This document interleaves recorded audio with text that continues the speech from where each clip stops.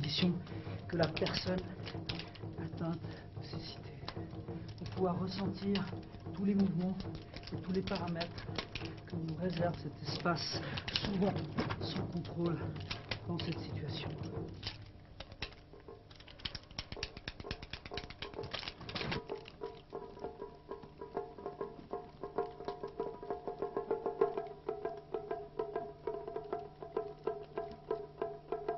Enseigner les arts martiaux à une personne handicapée est très enrichissant pour soi-même. Il faut se mettre dans la même condition que l'handicapé. C'est-à-dire, il faut retrouver les mêmes sensations et essayer de faire des mouvements adaptés à son handicap. Nous avons un calcul des paramètres par rapport à l'arme et à la chaise qui a été modifié.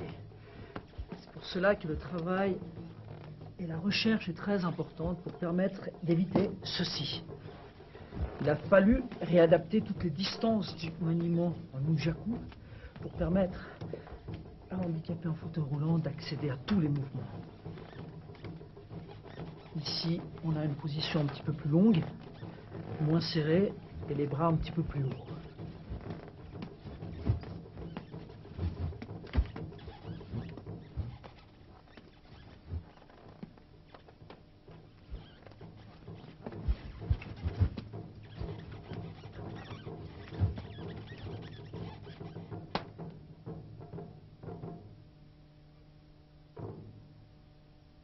L'art du libre combat est un art martial qui regroupe les 5 distances de combat avec les 5 éléments. Nous avons la distance des poings, ici, qui correspond au vent. Nous avons la distance de corps à corps, compacte, qui correspond à l'eau. Nous avons la distance des jambes, qui correspond au feu. Et nous avons la distance de sol, qui correspond à l'élément de la terre. Et pour terminer, l'élément le plus important, le vide, l'éther. Cet espace qui sépare un adversaire d'un autre adversaire. En gérant cet espace, on gère le combat. Voilà la philosophie de l'art du libre combat. Pour Julien, atteint de cécité, son travail a été basé beaucoup plus sur la maîtrise de l'espace. Cet espace qu'il ne contrôle pas, qu'il ne gère pas, car il ne le voit pas. J'ai eu l'occasion de pratiquer les arts martiaux depuis environ 6 mois.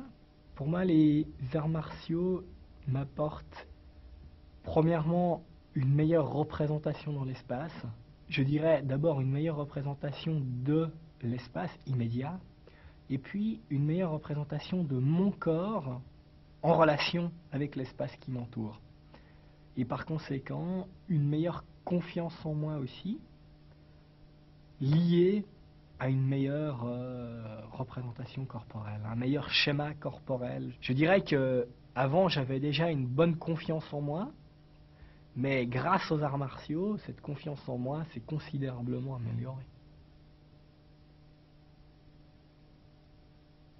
Julien, on va prendre une position beaucoup plus stable que celle-ci, donc on va élargir, voilà très bien les jambes. On va bien se poser les pieds parallèles, c'est-à-dire bien droit, les genoux pliés, voilà, une assise confortable. Et on va mettre les pouces sur les doigts ici, et non pas à l'intérieur, car en cas d'impact, le doigt y casse. Absolument. D'accord, donc on l'a bien à l'extérieur, on est bien sur les doigts. Voilà, ta position de base, tu la ressens bien sur tes jambes. Absolument. T'es fléchi là. Absolument, et je sens une bonne base de sustentation. Très bien. L'important, c'est que tu suives toujours ta ligne à l'intérieur de toi. Ouais. Okay. La base, c'est l'inspiration et l'expiration. Dans cette position, on inspire, et pour changer et frapper, on expire. Très important. Inspiration et expiration. Inspiration et expiration.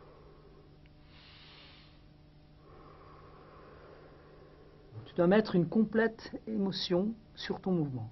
Inspire, expire, c'est intérieur. Inspire, expire. Au moment où tu vas frapper, il va y avoir un mouvement circulaire de ton poignet. De rotation. Exact. Ici, et là je tourne. Expire, inspire. Tu vas avoir une cible devant ta main. Au moment de l'impact, tu reviens en arrière. Je monte la cible, un tout petit peu plus haut.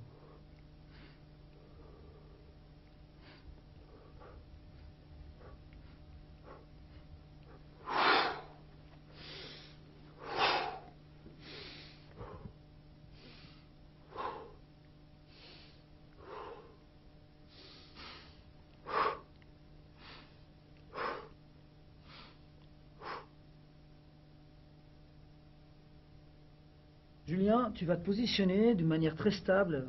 Parce que Oui. toi, tu penses être stable par rapport à toi. Donc, tu vas un petit peu te questionner à l'intérieur, ok? Mhm. Quand tu es stable, tu me le dis. Là, je suis stable. D'accord. On monte les bras ici, au niveau des protections. Voilà. Dans un premier stade, on monte le genou, on tend la jambe, on ramène et on pose. Très important, le retour de ta technique. Pourquoi? Parce qu'elle te permet, éventuellement, de doubler ton attaque. Très important. Pourquoi? Parce que si je la laisse traîner ici, on peut me l'attraper et on peut me balayer. Plier, tendu, ramener, on pose. Hey, hey, hey, hey, hey, hey, hey, hey. Ramener les jambes. Voilà. Ramène les techniques.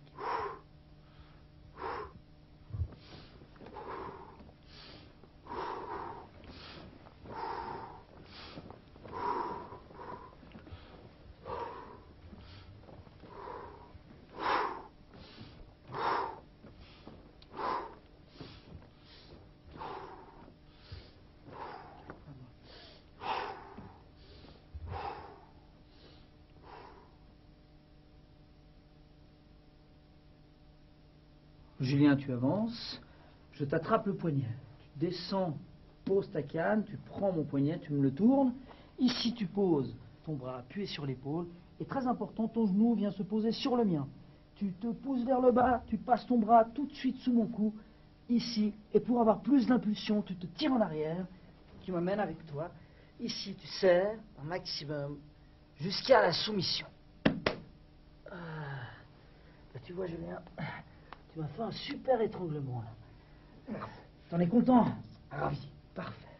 Bravo, Julien. Merci beaucoup. Super. Merci à toi. Je vais poser ma main sur la tienne. Mhm. Et au contact de mon autre main sur ton bras, tu vas te protéger le visage.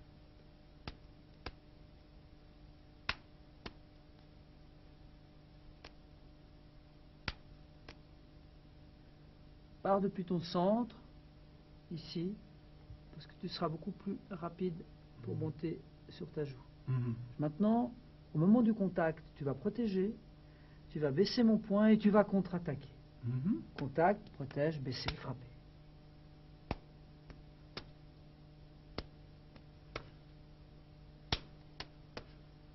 Contact, protection. Je dégage ton bras et tu bloques. Tu dégages le mien et tu frappes. Voilà, là, t'es dedans. On bloque et on frappe. Ok, Julien, poignet souple. Oui. On va rester en ligne. Mhm. D'accord? Bien stable sur tes jambes. Oui. Et on y va, on travaille. Poignet souple. Parfait. Qu'est-ce que tu ressens exactement? Là, je sens des rotations de mon poignet Ouais. que j'effectue entre les deux boucles du 8, si tu veux. D'accord. Tu sens le mouvement plus ample? Je sens bien la rotation du poignet. Respire. Voilà, contrôle. À toi de jouer. Descends un petit peu le bras.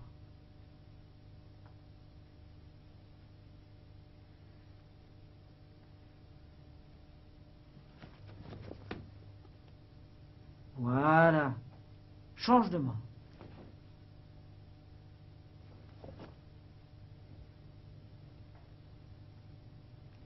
Très bien.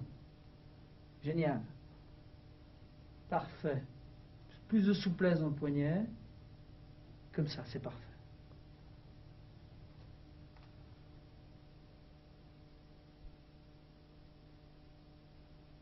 Et retour au calme, Julien. On inspire, on est à soi. On expire, on pousse vers l'avant. On inspire, expire. on pousse.